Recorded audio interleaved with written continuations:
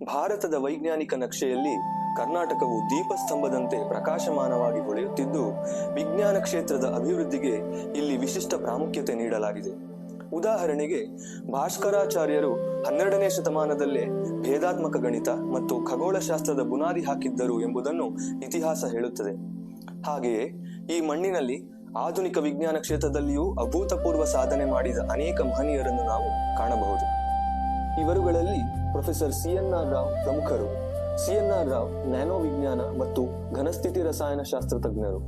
ಭಾರತದ nano technology ಯುಗಕ್ಕೆ ನಾಂದಿ ಹಾಡಿದ ಇವರು 1500ಕ್ಕೂ ಹೆಚ್ಚು ಸಂಶೋಧನಾ ಲೇಖನಗಳು, 40ಕ್ಕೂ ಹೆಚ್ಚು ಪುಸ್ತಕಗಳನ್ನು ಬರೆದು ಪ್ರಕಟಿಸಿದ್ದಾರೆ.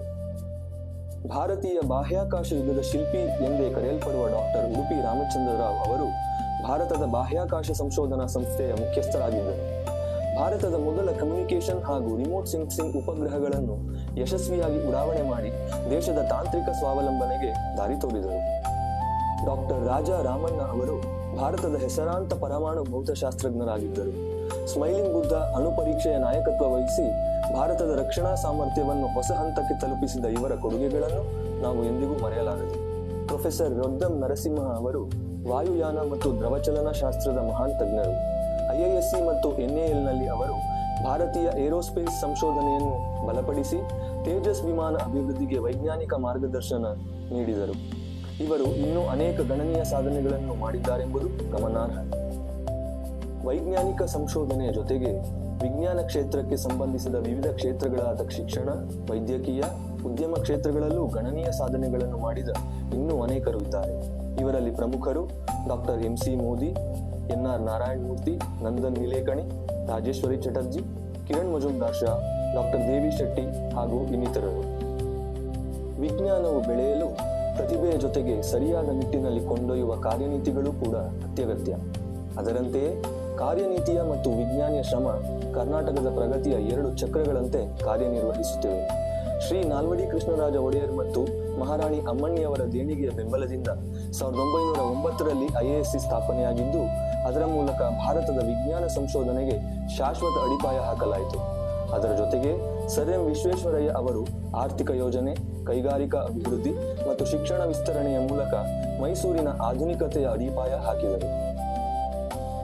ಇಂಜಿನಿಯರಿಂಗ್, ಕೃಷಿ ಮತ್ತು ಕೈಗಾರಿಕಾ ಪ್ರಗತಿಯ ದೃಷ್ಟಿಪುರುಷರಾಗಿದ್ದ ಇವರು ಅಣೆಕಟ್ಟುಗಳ ಸ್ವಯಂಚಾಲಿತ ದ್ವಾರ ವಿನ್ಯಾಸ ಸೇರಿದಂತೆ ಮೈಸೂರು ರಾಜ್ಯ ಹಾಗೂ ಇತರ ರಾಜ್ಯಗಳ ಕೈಗಾರಿಕಾ ಅಭಿವೃದ್ಧಿಗೆ ಶಾಶ್ವತ ಕೊಡುಗೆಗಳನ್ನು ನೀಡಿದ್ದಾರೆ.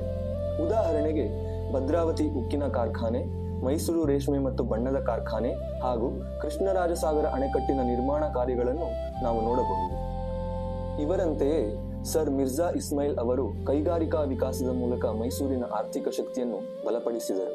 ಅವರ ಪ್ರಯತ್ನಗಳು ರಾಜ್ಯವನ್ನು ಸ್ವಾವಲಂಬಿ ಮತ್ತು ಜಾಗತಿಕವಾಗಿ ಗುರುತಿಸಿಕೊಂಡ ಆರ್ಥಿಕ ಕೇಂದ್ರವನ್ನಾಗಿ ರೂಪಿಸಿದವು. ಇದೇ ನಿಟ್ಟಿನಲ್ಲಿ RK ಬಾಳಿಗ ಅವರ ದೃಷ್ಟಿಯಿಂದ ಹುಟ್ಟಿದ ಎಲೆಕ್ಟ್ರಾನಿಕ್ ಸಿಟಿ ಬೆಂಗಳೂರಿನ ತಾಂತ್ರಿಕ ಕ್ರಾಂತಿಗೆ ಅಡಿಪಾಯವಾಯಿತು. ಅಂದಿನ ಮುಖ್ಯಮಂತ್ರಿ D. ದೇವರಾಜ್ ಅರಸ್ ಅವರ ಬೆಂಬಲದಿಂದ ಇಂದು ಎಲೆಕ್ಟ್ರಾನಿಕ್ ಸಿಟಿ ಭಾರತದ IT ಹೃದಯವಾಗಿ ಬೆಳೆದಿದೆ. SM ಕೃಷ್ಣ ಅವರ ನಾಯಕತ್ವದಲ್ಲಿ ಕರ್ನಾಟಕದಲ್ಲಿ ಬಯೋಟೆಕ್ ವಲಯ ವೇಗವಾಗಿ ಬೆಳೆಯಿತು. ಅವರ ನೀತಿಗಳು ಬೆಂಗಳೂರನ್ನು ಜಾಗತಿಕ ಬಯೋಟೆಕ್ ಮತ್ತು IT ಕೇಂದ್ರವನ್ನಾಗಿ ರೂಪಿಸಿದವು. ಡಾಕ್ಟರ್ ಕಸ್ತೂರಿ ರಂಗನ್ ಅವರ ನೇತೃತ್ವದಲ್ಲಿ ಇಸ್ರೋ ಪ್ರಾಯೋಗಿಕ ಹಂತದಿಂದ ಕಾರ್ಯನಿರ್ವಹಣಾ ಹಂತಕ್ಕೆ ಏರಿತು. ಅವರ ಪ್ರಯತ್ನಗಳು ಬೆಂಗಳೂರನ್ನು ಭಾರತದ ಬಾಹ್ಯಾಕಾಶ ಮತ್ತು ತಂತ್ರಜ್ಞಾನ ಕೇಂದ್ರವನ್ನಾಗಿ ರೂಪಿಸಿದವು. ಈ ಎಲ್ಲ ಗಣ್ಯರುಗಳ ನಿರಂತರ ಪರಿಶ್ರಮದಿಂದ ಇಂದು ಕರ್ನಾಟಕದಲ್ಲಿ 10 ಹಲವಾರು ಸಂಶೋಧನಾ ಹಾಗೂ ಶೈಕ್ಷಣಿಕ ಸಂಸ್ಥೆಗಳು ಸ್ಥಾಪಿಸಲ್ಪಟ್ಟಿವೆ. ಇವುಗಳಲ್ಲಿ ಪ್ರಖ್ಯಾತವಾದವು IISc, HAL, NAL, DRDO ಪ್ರಯೋಗಾಲಯಗಳು, BLISC ಮತ್ತು ಇಸ್ರೋ ಕೇಂದ್ರಗಳು ಸೇರಿ ವಿಶಾಲ ಸಂಶೋಧನೆ ಮತ್ತು ಅಭಿವೃದ್ಧಿ ವಲಯವನ್ನು ನಿರ್ಮಿಸಿವೆ. ಅಂತರಿಕ್ಷ, ವಿಮಾನೋದ್ಯಮ, ಜೀವವಿಜ್ಞಾನ, ನರವಿಜ್ಞಾನ ಮತ್ತು ತಂತ್ರಜ್ಞಾನಗಳಲ್ಲಿ ಭಾರತದ ಶಕ್ತಿಯನ್ನು ಪ್ರತಿಬಿಂಬಿಸುವ ಈ ಕೇಂದ್ರಗಳು ಇಂದು ಬೆಂಗಳೂರನ್ನು ದೇಶದ ವಿಜ್ಞಾನ ರಾಜಧಾನಿಯನ್ನಾಗಿ ರೂಪಿಸಿವೆ. ರಾಷ್ಟ್ರೀಯ ಸಂಶೋಧನಾ ವಿಶ್ವವಿದ್ಯಾಲಯವಾದ IISc ವಿಜ್ಞಾನ ಮತ್ತು ತಂತ್ರಜ್ಞಾನ ಕ್ಷೇತ್ರದಲ್ಲಿ ಮುಂಚೂಣಿಯಲ್ಲಿದೆ. ರಾಮನ್ ಸಂಶೋಧನಾ ಸಂಸ್ಥೆ CV ರಾಮನ್ ಸ್ಥಾಪಿಸಿದ ಭೌತಶಾಸ್ತ್ರ ಮತ್ತು ಖಗೋಳ ವಿಜ್ಞಾನದ ಪ್ರಮುಖ ಕೇಂದ್ರ. ICTS TIFR ಸೈದ್ಧಾಂತಿಕ ಭೌತಶಾಸ್ತ್ರ, ಗಣಿತ ಮತ್ತು ಅಂತರ್ಶಾಖಾ ಸಂಶೋಧನೆಗೆ ವಿಶಿಷ್ಟ ವೇದಿಕೆ. ಭಾರತೀಯ ಖಗೋಳಶಾಸ್ತ್ರ ಸಂಸ್ಥೆ ದೇಶದ ವೀಕ್ಷಣಾಲಯ ಜಾಲದ ಮೂಲಕ ನಕ್ಷತ್ರಗಳ ಅಧ್ಯಯನದಲ್ಲಿ ತೊಡಗಿದೆ ಮತ್ತು ಭಾರತೀಯ ಅಂಕಿಶಾಸ್ತ್ರ ಸಂಸ್ಥೆ ಗಣಿತ ಮತ್ತು ಅಂಕಿಶಾಸ್ತ್ರ ಸಂಶೋಧನೆಯಲ್ಲಿ ಪ್ರಮುಖ ಸ್ಥಾನ ಪಡೆದಿದೆ. ಈ ಎಲ್ಲ ಸಂಸ್ಥೆಗಳು ಸೇರಿ ಬೆಂಗಳೂರಿನ ವೈವಿಧ್ಯಮಯ ವೈಜ್ಞಾನಿಕ ಚೇತನವನ್ನು ಪ್ರತಿಬಿಂಬಿಸುತ್ತವೆ. ಅಂತರಿಕ್ಷ ಮತ್ತು ವಿಮಾನೋದ್ಯಮ ಕ್ಷೇತ್ರದಲ್ಲಿ ಬೆಂಗಳೂರಿನ ಪಾತ್ರ ಅತ್ಯಂತ ಮಹತ್ತರವಾದದ್ದು.